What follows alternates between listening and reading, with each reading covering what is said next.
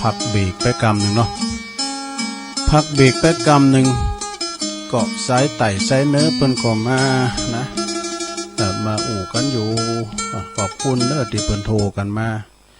ก็จะได้ก็ขอแสดงความเสียใจกับแม่ก่อยสุพรรณโดยแม่ก่อยสุพรรณนี่เปิ้นได้เสียแม่ไปแม่เปิ้นแม่อุ้ยตาเตชะอายุ98ปีสทายาโยมโอ้เปิ้นจะเสียวันเสาร์พุ่นเด้อเปิ้นบอกว่าอีแม่ตุลุงเปิดเพลงนี่จับพอดีอีแม่ตายว่าเนาะเปิ้นก็จะตายให้คำเดียวนะเปิ้นเอาปิกมาบ้านมาจองเปิ้นก็นิมนต์ตุเจ้ามาฟังธรรมมาเทศน้ำเทศธรรมให้ฟังว่าเทศธรรมจบได้สัก10นาที20นาทีอีแม่ก็หมดลมหายใจว่าเนาะโอ้อันนี้ถึงการละมรณะเด้อก็ยอมร้อยไป2ปีสถาเนาะนี่กินกับให้เนาะแสดงความเสียใจกับแม่ก่อยสุพรรณด้วยเนี่ยแต่ตกแต่งห่างด้านตานจะเสวันเสาร์เนาะคืนสุดท้ายจะเอาอันเป็นพระครูสมศักดิ์ปิยะธรรมโมปิยะวันโนมาเตต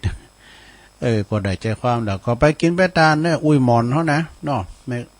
แม่ของแม่ก่อยบ้านปากกล้วยสุพรรณนะบ้านปากกล้วยแม่ก่อยสุพรรณบ้านปากกล้วยเนาะ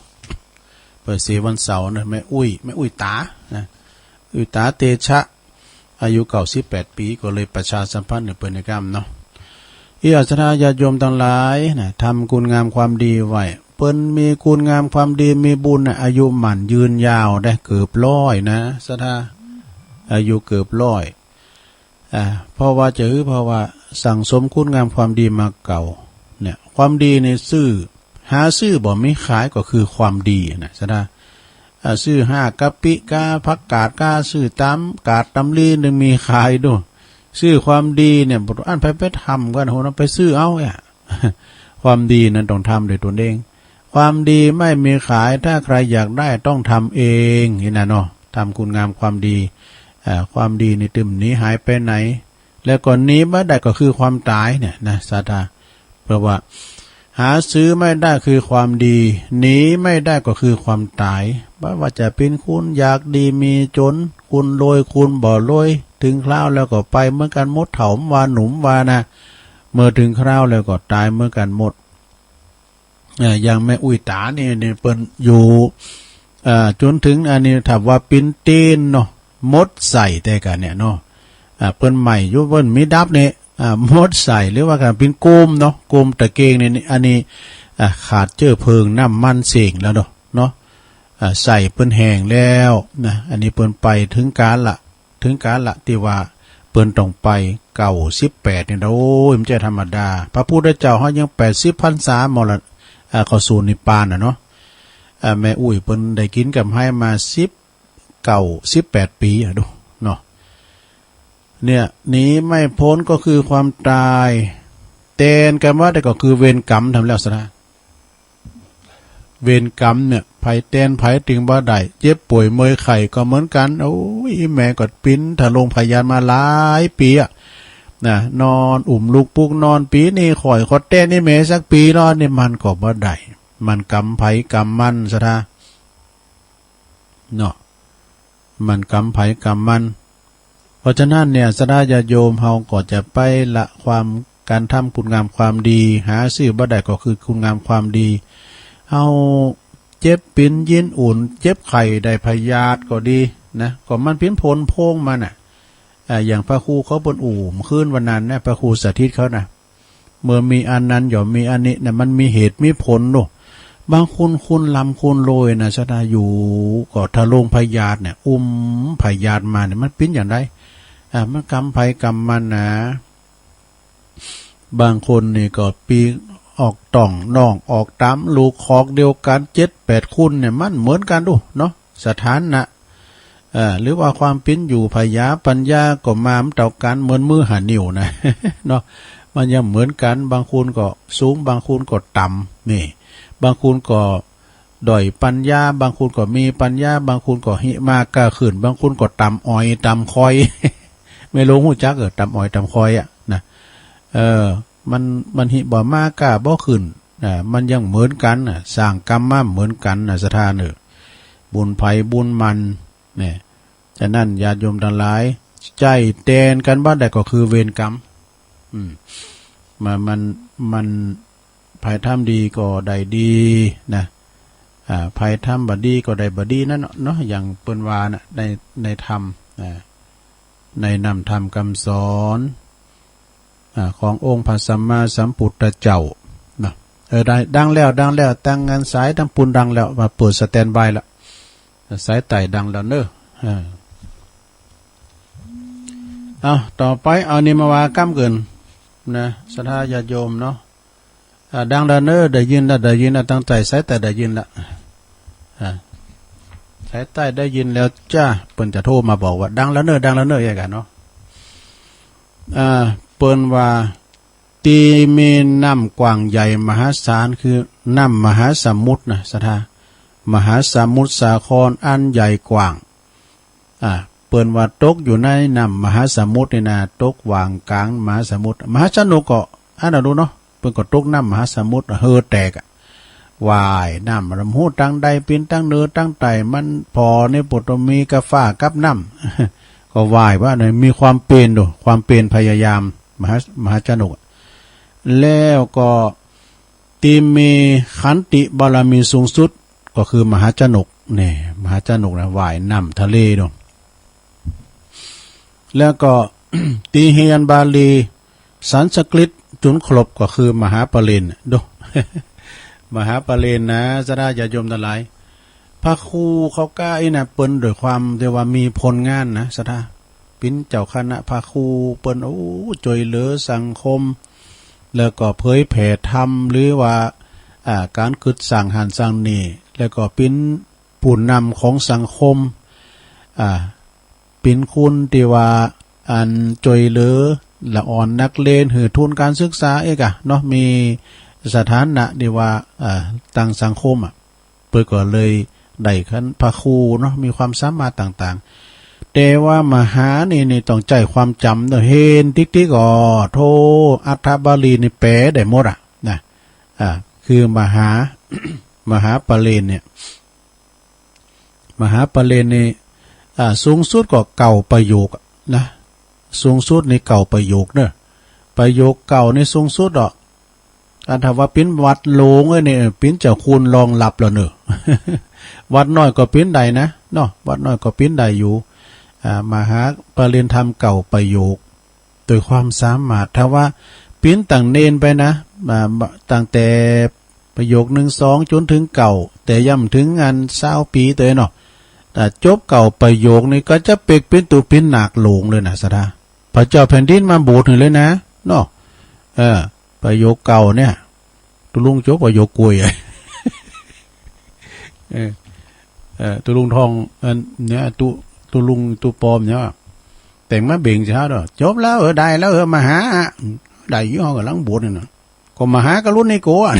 เอากันกล่อมมาเนี่ยนะมาหาก็รุ่นในโก้เนี่ยได้กับมหาวิบากนะจบบาลีสันสกฤตก็คือมหาปริญญานะแล้วที่เฮาควรเราเรียนศึกษาเนี่ยศึกษาเราเรียนเนี่ยก็คือมหากาพย์นี่มหากาพย์นี่จะได้เอากาพย์นะจ๊ะมหากาพย์นี่นะแล้วก็ตีปินธรรมเมืองโมนขันนาก็คือธรรมมหามูลนิปมหานิพพานสูตรด้วยป่ะอย่างเจ้าเฮาก็เป็นที่อินดูเนาะที่แม่ก่อยสุพรรณเปิ้นว่าเอานิมนต์ทุเจ้ามาเทศเปิ้นจะไปดีว่ะเนาะได้สัก10 นาที20 นาทีอีแม่ก็ไปอย่างสงบเนี่ยเขาก็เคยไปเทศธรรมมันก็ได้เปิ้นเวทนาเนาะนิมนต์ตุไปเทศธรรมหน่อยโอ้อีปอก็เป็นนักแกเนอะ50นี่ดูเขาทำมหาวิบากว่าเทศเขาทำเทศทำไปเปิ้นจะฟังเขาข้างลูกหลานก็ให้หุยกันโหนเขาก็เทศทำนะสุลานามาเฮเนยังปุตตะเลพอพิ้นเตอไปเดินนี่ ก็ได้บุจานหนึ่งชั้นขาแล้วนี่ทุย่างเด้เพราะมีความหมายแล้วทุย่าง ได้บอกเขาย่างพอเพิ่นจะฟังเขาแล้วนี่เนาะเปิ้นเวทนาดู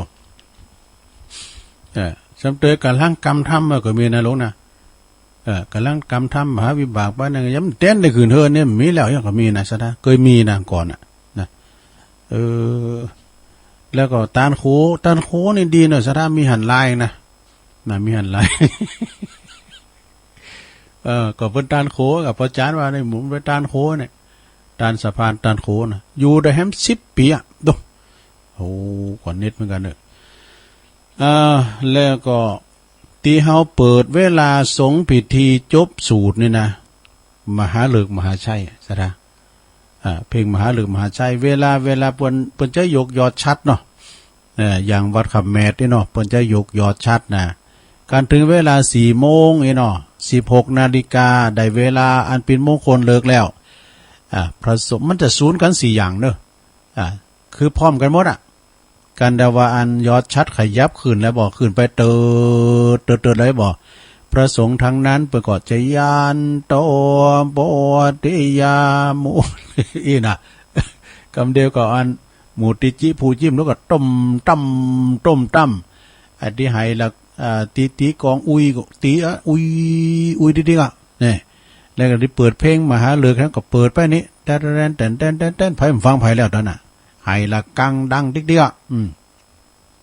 มีหันเติงเนาะตัวลุงนางสุดท้ายพุ่นย่ะมีหันลูกน่ะมันมาแตกทั้งหลุมแบบบุ๊บเจ้าใจจะไหวเด้อตกหิมขี้คางไว้น่ะผู้นั้นน่ะพุทธมันอย่างได้นี่อันนี้จะร้อนตอดกันแล้วนี่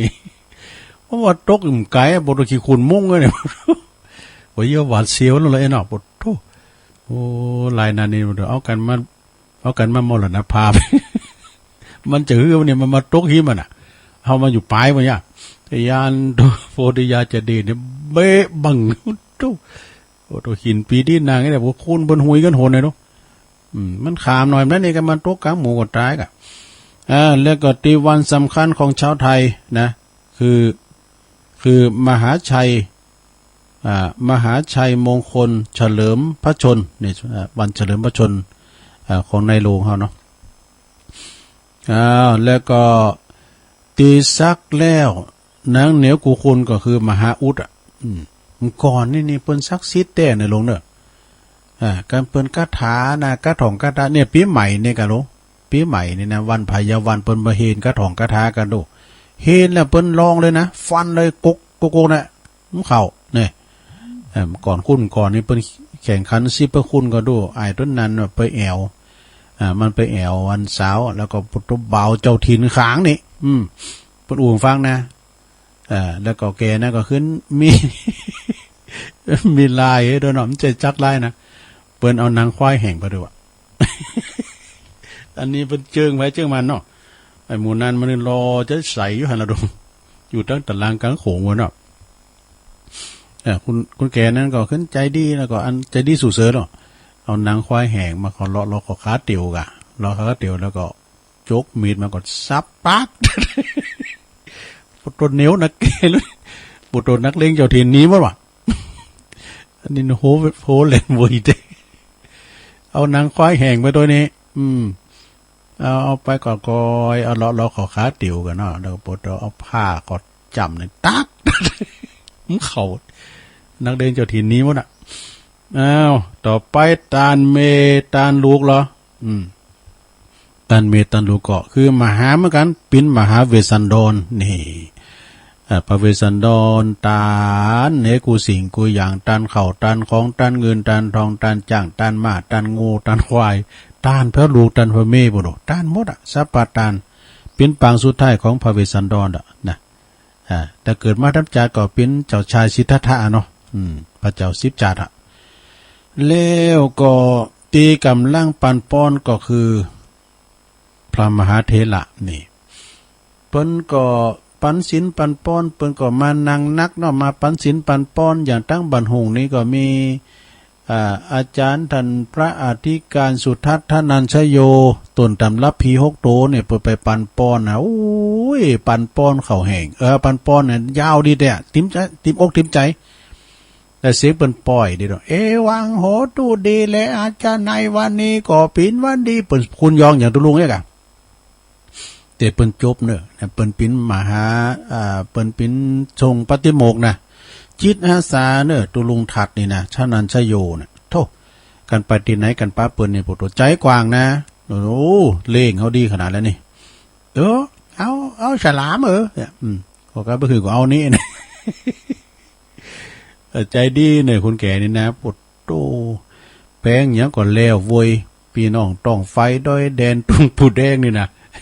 เดี๋ยวนี้ทางปลงอันนี้กะสีวังเขานี่นะเปิ้นแปลงซุ่มประตูนะแปลงประตูวิหารนี่กะแปลงซุ่มวิหารกะเดี๋ยวกันเริ่มถึงเวลาโทรมาเด้อเนาะเดี๋ยวค่อยโทรใจเย็นตันลูกตันเมก็คือพระเวสสันดรนะตาลกูสิงกูยัง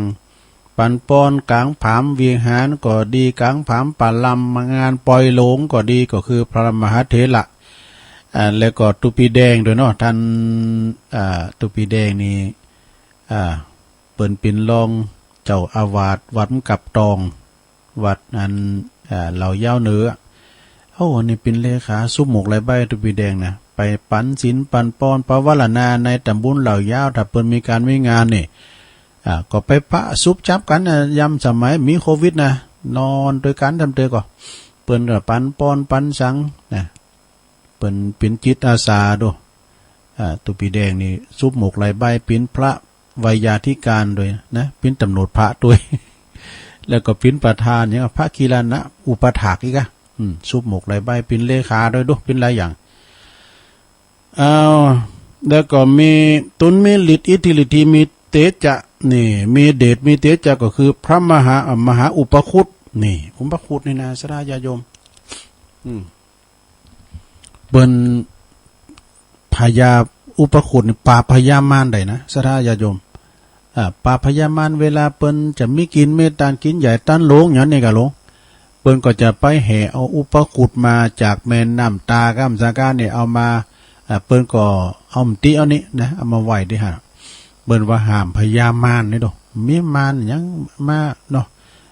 มายุ่งในงานนะมหาอุดนี่นะมหาอุปคุตนี่นะแล้วก็เข้าแล้วเนี่ย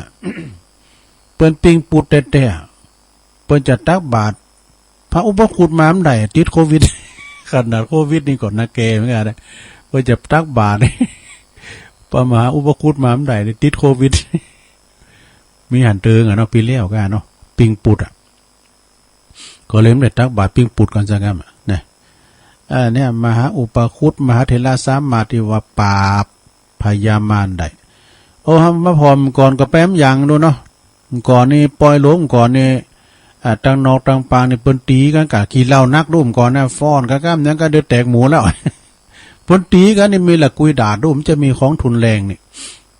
ก่อนนี้เปิ้นจะมีหยังมีซอยอีเกเฮดากะเปิ้นจะมีลื่นเริงหยังนักแต่ว่าดูเทคยำจะมีก่อนเนาะมีฟ้อนนำหน้าโคตานกันเนี่ยกองแตกนี่ก็จะมีตลอดเปิ้นเอาแบบเก่าโบราณเนาะเฮาพอคลิปเปิ้นจะเอามาคือพอนะคลิปสมัยโทปี2500ก็มีดูฟ้อนเล็บนี่มีแต่หึงได้มีแต่มึนแล้วนะฟ้อนเล็บน่ะชาตึงมงมดไตมดถุงเลยนะ มันมีมามึนแล้วนะพอหันคลิปเปิ้นนะก่อนนี่มีรถถีบเนอะหันอยู่นะรถถีบรถยนต์นี่ก็หายากก่อนนี่เนี่ยบ้านเมืองเฮามันเจริญไปติ๊กๆกับสถาญาติโยมเปิ้นพอไปแถวเมืองโลกพัดจันทร์หมดแล้ว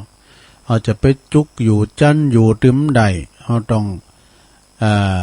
งานเจริญไปตามนั้นน่ะเนาะเปิ้นไปถึงดวงดาวยุคคอมพิวเตอร์แล้วนี่เฮาจะมากะคังงาอยู่ตัวมใดต้องเอาควบคู่กันไปอันใหม่ก็เอาอันเก่าก็ละเนอะสถาเนอะเอาไปควบคู่กันไปนะเอาทำกรรมหนึ่งมาอุปคุตแล้วก็ตีบำเพ็ญบ่ยุทธนะก็คือมหาตานอันยิ่งใหญ่วันนี้นี่สดาญาติโยมทั้งหลายกินไปตานไปเติมเดี๋ยวนี้เปิ้นก็ปดแล้วนะขี้คายแล้วโดเปิ้นหือแอวปีใหม่แล้วนะรัฐบาลเปิ้นหือแอวปีใหม่แล้วจัดการจัดงานอย่างใดกันแล้วสดาญาติโยมแต่ก็ผ่านเหมือนกันเนอะสถานเนาะตั้งเนื้อเฮาเนี่ยตั้งล้านหน้าตั้งเนื้อเฮาเนี่ยมันจะมีเหรอลูกนะอันที่ว่าจะมีมันเป็นศูนย์มาละแต่ในขณะที่ว่าเฮากำลังจัดงานเนี่ยกูเขามาศูนย์นะก็ได้เนี่ยกูเขามาศูนย์อย่างเดียวนั่นน่ะแล้วก็แล้วมาปิดล็อกกันให้มั้ย ฉะนั้นเขาก็จะไปประมาทเด้อลุงเด้อตัวลุงจังไปในงานต่างๆนี่เปิ้นจะเข้มแข็งเข้มข้นเด้อตั้งปีน้องตั้งโควิดเนี่ยเนี่ยก็อสมเปิ้นก็จะสแกนไข่ที่หน้าผากแล้วก็ทำตัวก็จดลายเซ็นอย่างนั้นนะจดจื่อจดเบอร์โทรแล้วก็เอาเจลล้างมือนี่เพื่อความปลอดภัยนะสระเปิ้นก็เข้มแข็งเหมือนกันนะเข้มแข็งเหมือนกันแล้วก็เขาก็จะไปประมาทกาดจะไปตกเนาะเพื่อความปลอดภัยไว้เนาะก็ข่าวสารงานบุญนี่ก็พวกวันพัดตุลงก็มาประกาศทำกรรมเนาะก็ป้อมีหลายก็เดี๋ยวเปิ้นขี้คายเปิ้นก็จะมีงานกันไปเนาะมีงานกันไปข่าวสารงานบุญก็เอาไว้วันพัดปุ่นตุลงมาทำกรรมหนึ่งเพราะว่าตุลงก็อ่านไปกรรมอ่านข่าวสารงานบุญไปกรรมหนึ่งกรรมวันว่าเนาะเพราะว่าข่าวสารงานบุญสำเตือนเนี่ยโอ้กระตุอูเจ้านี่มันจะได้ฟังนี่ก่อนถ้าอูตอนแรงก็ได้ฟังก็อูไปลำว่าก็ข่าวสารงานบุญ ต้องขอบคุณทาง สามเณรเอาหลักเนาะเพิ่นก็โทรมาเจ้าสายแหลกกำแล้ว แม่พันธุ์อยู่น้องแยงมันสูนการในตัวมาย่ำซัดเลยนะน้องแยงสันไซแม่โจมดีท้าสัตว์แล้วก็พอฐานโก้มดีๆหน่อยลงเด้อแล้วก็ไหลมันแตดถ้ามันได้ยินหันก็ลองไหลพอเนาะที่อื่นอาจจะได้ยินนี่กันเนาะขอบคุณอันดังหลวงพี่สมเพชรสมนึกเนอปัญญาโนอันนี้เปิ้นอยู่วัดป่าไผ่บ่อทองนะเอานี่ก็ศรัทธาเปิ้นกว้างขวางเด้อนี่เปิ้นก็เป็นเลขาเป็นรองเจ้าคณะรองหลวงพ่อพุทธิธรรมรักษ์อันนี้ก็เปิ้นเป็นเก้าเป็นการศรัทธากะเปิ้นนอนวัดเนี่ยเป็นหิมลอยกว่าดูนี่วัดเปิ้นใหญ่ก็ขอบคุณทุกปีที่โทรมาคือกำลังใจเนอแล้วก็ปบุญมีเมืองกลางเจ้าก็โทรมาปบุญมีก็ชัดเจนเด้อหลวงแล้วก็แม่พลอยสีถอยฝางน้องเบลรายงานแล้วก็ยายพรล่องโวแดงสันกำแพงเชียงใหม่หลวงพ่อมานิถาวโรตอนนั้นนี่ก็ห่างไม้ไปหน่อยนะที่คือผมจังเย็นนะตัวลุงก็ห่างไม้ไปหน่อยหนึ่งก็พอไปเอาของเห็นนี่นะเนาะอันรถที่มันเป็นรถอันนั้นน่ะที่เปิ้นนำมาส่งของน่ะก็มาเอาเหินเนนก็มาแล้วมันก็ย้ำโหดเด้อว่าของมาน่ะแล้วก็มาถึงหลวงพ่อมันนิดเนาะสำนักสงฆ์ห้อมบุญแล้วก็แม่บุญกาดกล่อมแม่สมผัดแม่หย่อยสันทรายสุดท้ายเจ้านี่ก็แม่กันธนีเวงป่าเป่าเนอนะดุงหลายหน้าศรัทธาของตุลุงแก้วแต่ครูบาดอยเขานะนี่ก็โทรมาพากตอนก่อนที่ตุลุงจะพักเบรกนะตอนนี้จะเอาทันแล้วกันเนี่ยเอากำอู่มดแล้วหลวงเอ้ยกำอู่มดแล้วมดเฝ้าแล้วนะเปลี่ยนบรรยากาศในการฟังศรัทธาทำกรรมเนาะใครจะโทรมาก็โทรมาสายใหม่ก็เข้ามาพ้องเด้อสายใหม่0899555656เจริญปอนครับผมดีแล้วเนอะดีเจ้าละแต่ฟังแล้วอบอยู่ตั้งนองขนาดได้ขี้แล้วครับดีเลยตัวลุงก็ฟังอยู่ตั้งนองแต่เพราะว่าอันเอาเปิดตั้งนองไว้หันดูก็มันดังนึงได้ยินอ่ะได้ยังเพิ่มเจ้าละครับเน้นรักรอบสองแกกลับไปกำลังใจหลวงลุงเสมอนะครับขอบคุณเน้นรักเด้อสาธุเน้นรักวัดเสนเมืองนะเสนเมืองก็นี่กะเวงน้องหลงครับลุงไว้สาครับลองบิวทำแล้วครับมาแล้วครับผมฟังรอบสองยินดีเนอะไว้สาขอบคุณลองบิวสาธุเจริญปอนเจ้าไอ้เจ้าท่านแม่โบพัดแม่จันสีแม่จันสีทำแล้วแต่ว่าผมแจงโหลินตอนนี้โทรสักกันตอนเปิดเป๊ะปินยังฟังอยู่นะเจ้าขอบคุณแม่จันสีนะแจงหัวรินฟางเนาะเจ้าฟางสาธุเนอ ก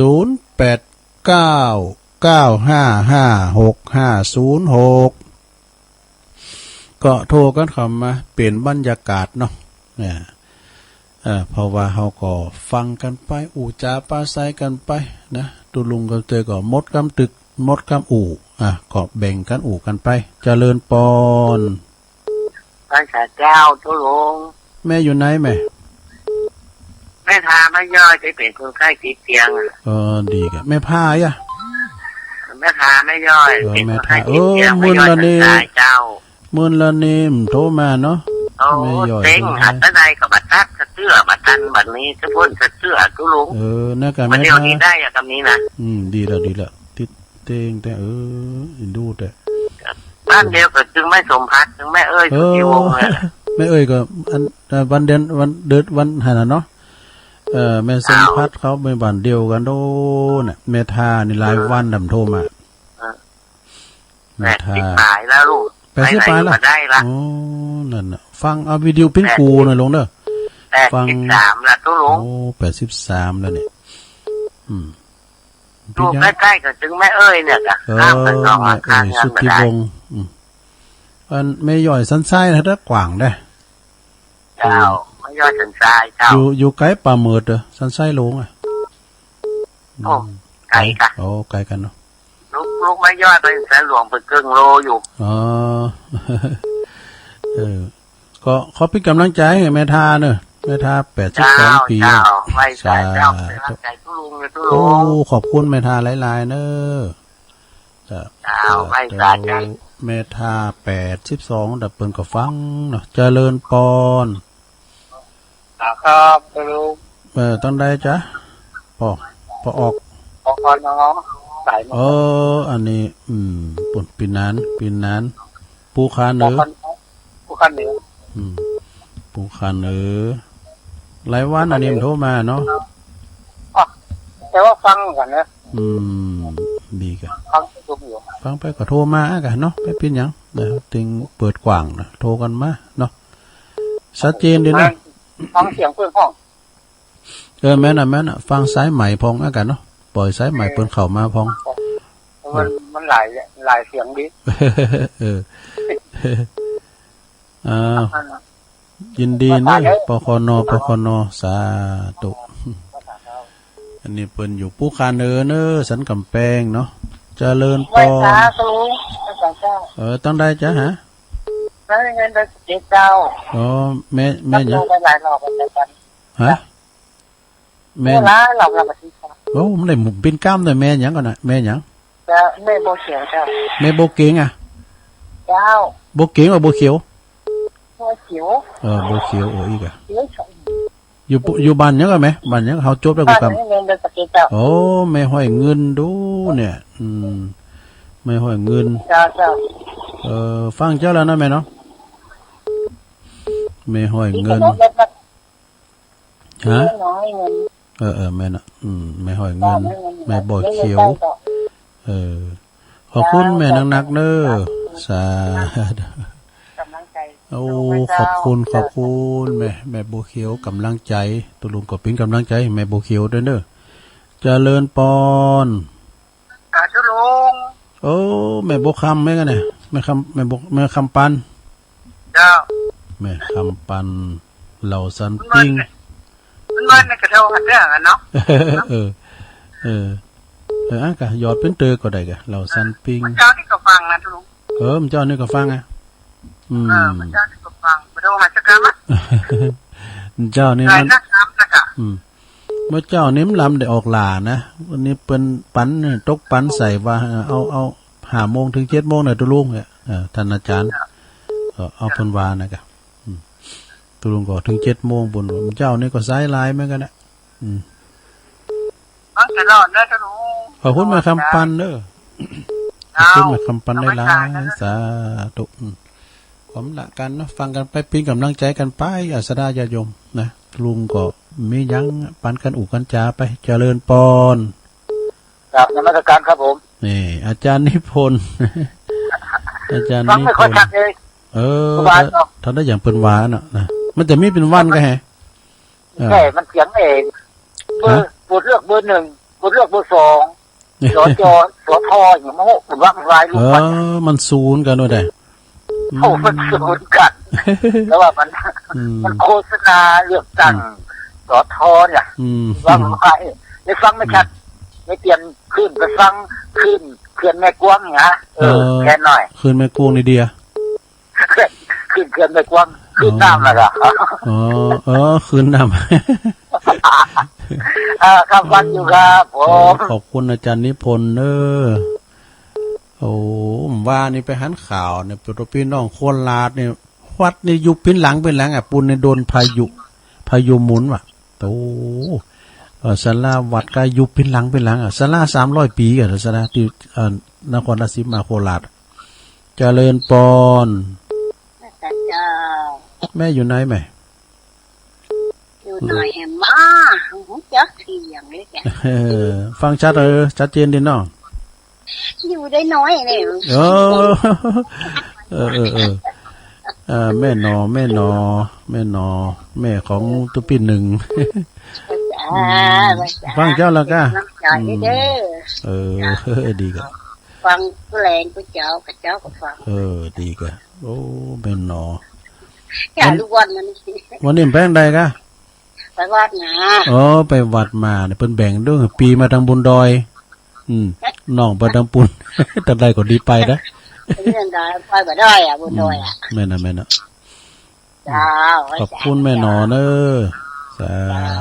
แม่หนอป้อสงแม่หนอเปิ้นอยู่เนี่ยกับบันน้อยๆเนี่ยตีนน้อยนี่แหละเปิ้นก็ไปตีลูกตุเปิ้นนะตีวัดกูงูเลินโธ่วัดกูงูเลินก็เจริญรุ่งเรืองเนอะตั้งแต่ตุปินหนึ่งไปเป็นเจ้าอาวาส เดือนนี้ก็ปลงนั้นหยุดก็ได้ ปลงนั้นหยุดนี่เปิ้นก็เกยกันดีกะนะเจริญปอนไว้สาเจ้าทะลุงนี่ตั้งได้จ้าไหมแม่สินอนเจ้าปะติ้วดอยสะเก็ดดูกว่าจะรู้ได้เนาะปะติ้วอะเจ้าปะติ้วดอยสะเก็ดเจ้าปะใจไม่ลิมบุญอีกอะปะติ้วดอยสะเก็ดฟังเจ้าแล้วนะแม่เนาะโอ้ยฟังแต่เจ้าฟังตึงว่านว่าท่านพระครูบอกว่าตัวลุงแต่ว่ามันโทรแฉะคนมาได้เนาะพยายามใจความเปลี่ยนเนี่ยติ๊ก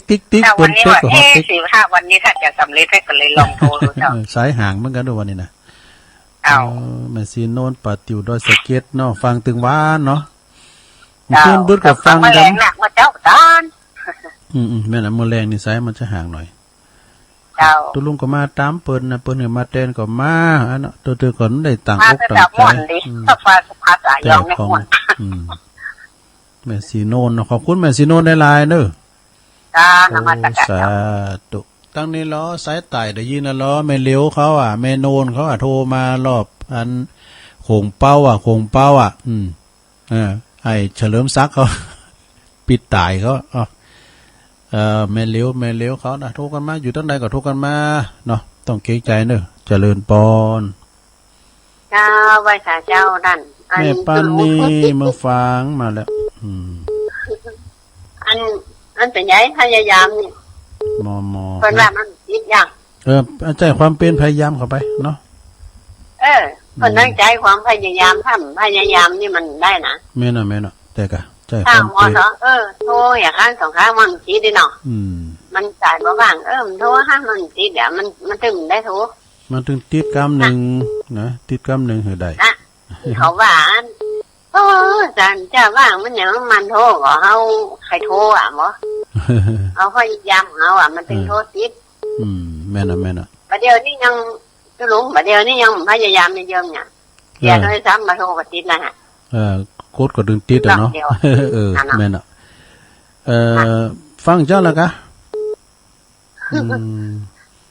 ฟังเจ้าแล้วเนาะตุลุงตะบนบ่มืดๆว่ะมันแดดอยู่เนอะตอนนี้มีแดดแต่ไม่มันมัวจุ้งนะเย็น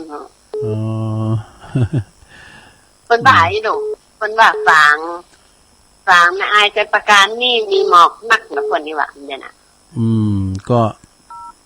มันก็มีเหมือนกันหมดตอนนี้ก็มันหมอกควันนะมันถ้าจะมาเต่าดักพุ่นกะถ้าจำเต่าตั้งเจ้ามาอย่างพุ่นกะโตตอนนี้นี่อย่าเป็นอบให้ซึ่งให้หนึ่งอัน อันฮ้อนแต่มันร้อนนะมันนี่นะก็ฮ้อนตะฮือเก่าแต่ว่ามันเป็นหมอกควันน่ะนั่นน่ะ MP 2.5 PM ก็นั่นน่ะหลานบอกเบอร์ละหนึ่งมาได้แม่นอะแต่ก็คันว่าฝนตกมาให้หานี่ก็เป่งลึ่งอ่ะเด้อฝนตกหาใหญ่นะเบิ่งคนว่าธรรมชาติโหดแต่บ่แม่นอะแต่หนูมันธรรมชาติขอบคุณมันรออยู่สาธุแม่ปานีมานีจรมแม่เมาขีดเล็กเนื้อฝางเจริญปอนครับไม่สาครับพี่ลุงโอ้มาทำแล้วปอน้อยบุญปันอันนี้ฝางเหมือนกันเนอะโอ้โหเดี๋ยวต้องโทรใส่มาละฟังจะฟังอยู่ละนะครับปล่อยให้เป็นโทรฟังเขาบนเขาโทรฟังเลยกะนั่นน่ะมันก็แต่พยายามใจตุ้ลุงอยู่แล้วนะกับไม่สาตุ้ลุงครับผมโอ้ฟังขอบคุณปอน้อยนักเนอะปอน้อยบุญปันเจริญปอนไม่สาเจ้าตุลุงตั้งได้จ้าเสียงป้อนแฟนตุลุงมันนักล้ำโทรบัดนี้กลับมาฟังวันนี้เนี่ยบเนี่ยที่ตุลุงหนแล้วที่พระอาจารย์อภิวัตที่ว่าคนเฒ่า90 ปีที่มาประเมินมัดมือประเมินเพื่อเสียแต่รู้จักอันน่ะอุ้ยปั่นน่ะเนาะมันที่มันบันไหนที่ตุลุงเขาไปที่ประเมินที่เพิ่นขึ้นบ้านใหม่นะจ๊ะเป็นปอของอันปีอันนะครับที่ประเมิน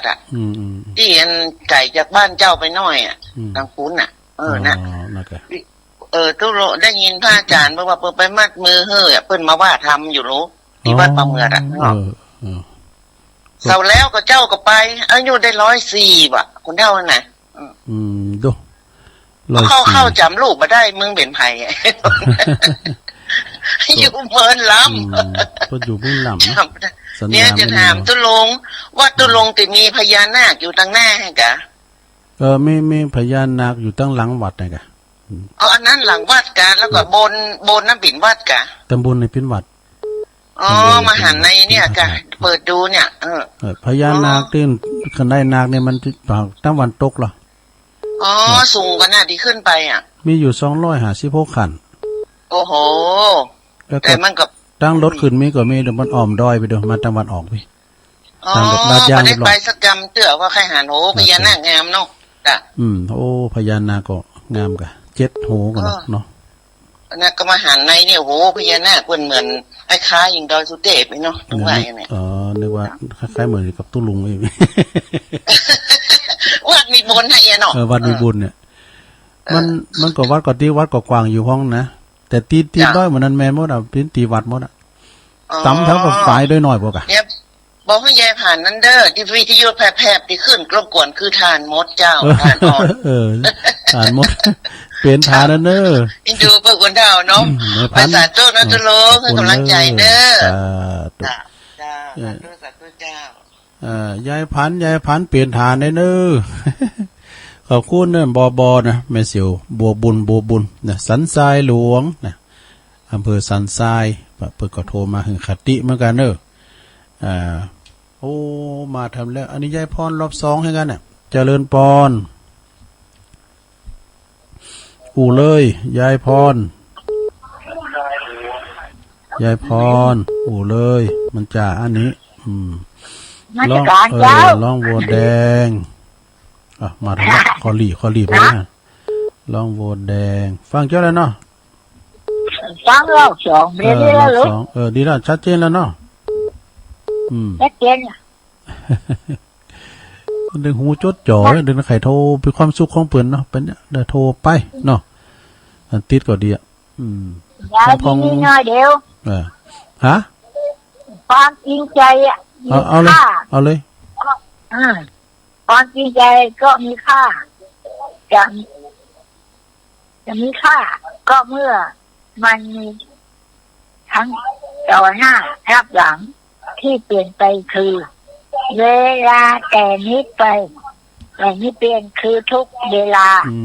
ที่ใจคน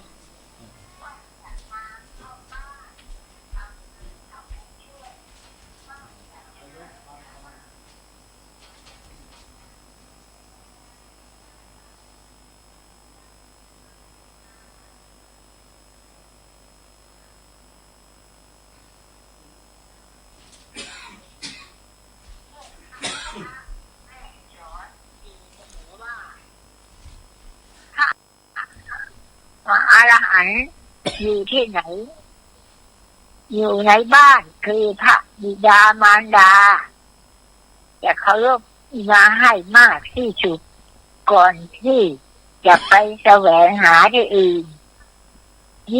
ที่เรารักให้มากที่สุด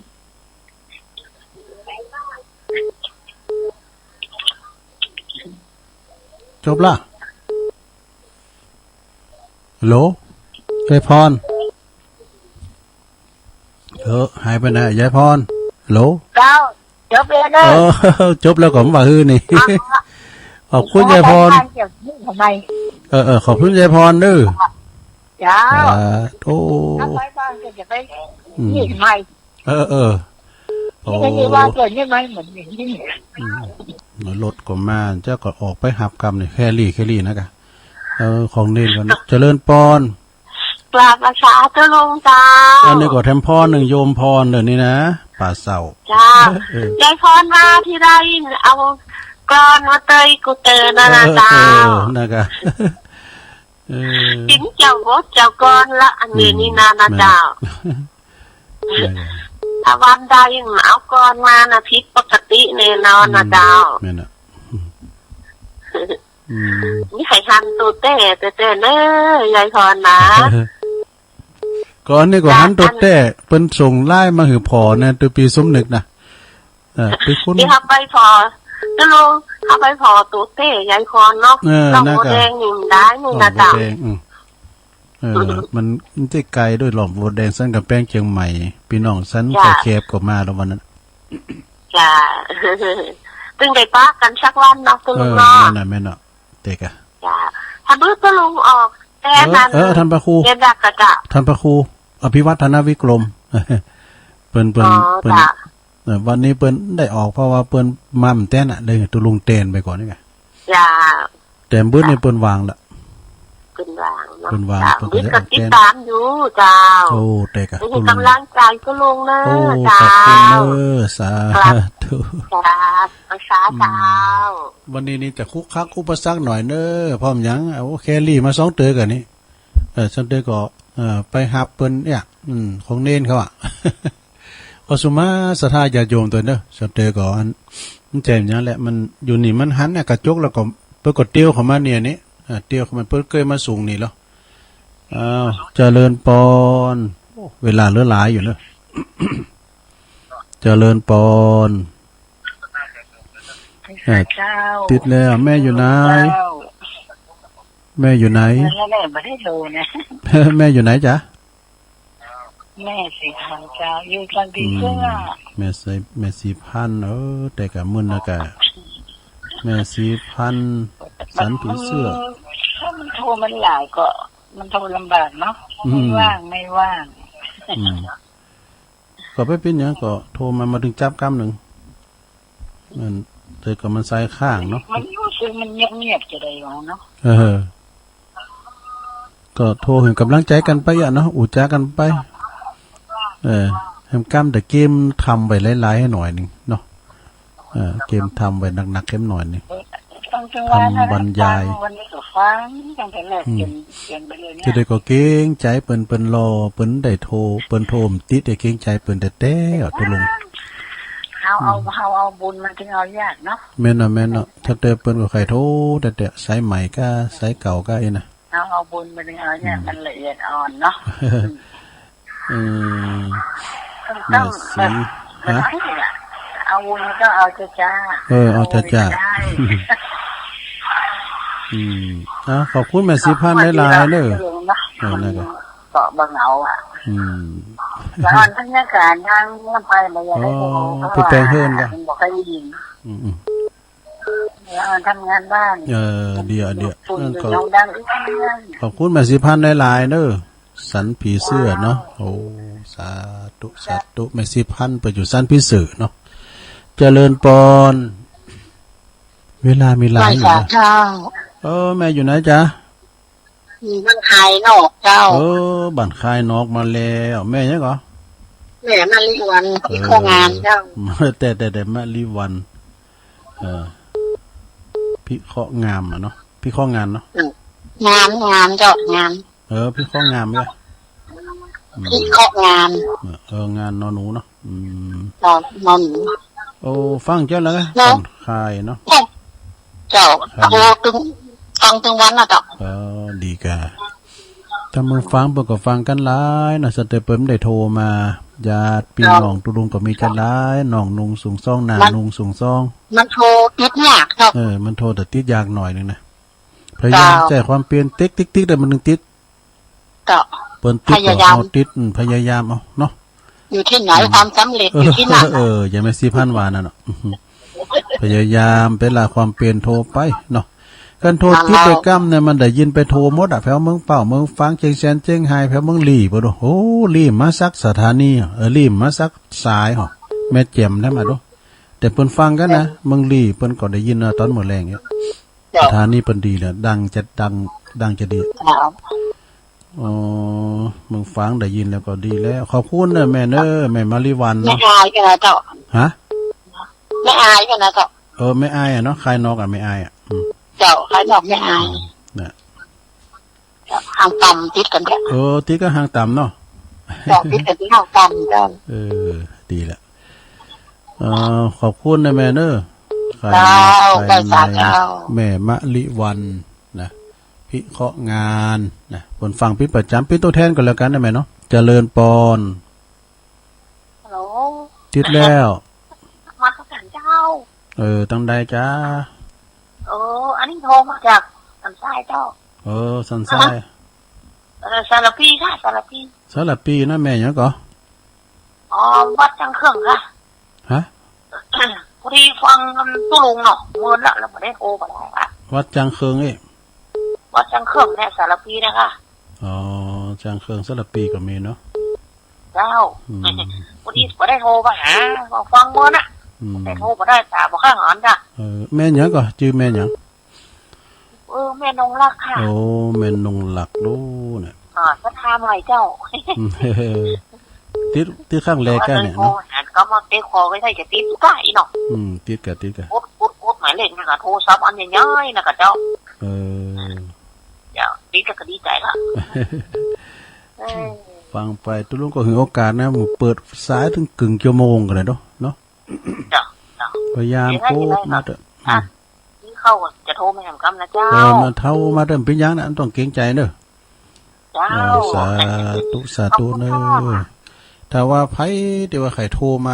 แล้วมันติดนะลังไม่ก็ได้เนอะโทรมาเดิมต้องเกรงใจเนาะขอบคุณเนอะพี่น้องอนาเมนงลักเนาะช่างเครื่องสารปีเหลือน้ำสองสายเดี๋ยวนี้53แล้วเนาะ53 นาทีแล้ว0899555656วันนี้จะมีอุปสรรคเดินลุกไป2 เตอกันห่างไม่2 เตอกันน้ำเจ้าก็รถแคลรี่มา2 เตอกันนี่เนี่ยเขาก็มาแล้วเขาก็ไปกวาดไปล้างถ้วยกันนะกะเดี๋ยวไปตกปินโตแถวเนี่ยกิจวัตรเขานะตกปินโตปีกมาอะไรก็เด็กก็6 โมงก็สวดมนต์หลงอันนี้นะโฮงหลงพอปุ่นนะกะสวดมนต์แล้วก็จากนั้นก็ไผ่ได้อาบน้ำก็อาบกันแน่นี้จำเตอเขาก็มาสวดมนต์ก่อนกิจวัตรเนาะกวาดวัดกวาดว่าแรงนี่มันได้กวาดเดี๋ยวนี้ยังแคว้นหน่อยได้ใบไม้นี่มันก็ไข่เสียงไม่พ้องอันนี้พุทเตอร์นี่กวาด2 เตอกันนะเจ้าแรงเนี่ยมันจะได้กวาดก็เป่านั่นเนาะเป่าเอาต่อไปนี่ก็ตุลุงก็จะยกหูก่อนเนาะถ้าทำมีแล้วก็โอ้สมาเนี่ยได้เศร้าเก่าซ้ายกันก็ชั่วโมงที่2นี่ก็มีเน้นหลักเนาะรอบ2เปิดวันสถานีดังแล้วเนอะตุลุงนะแล้วก็น้องเบลแล้วก็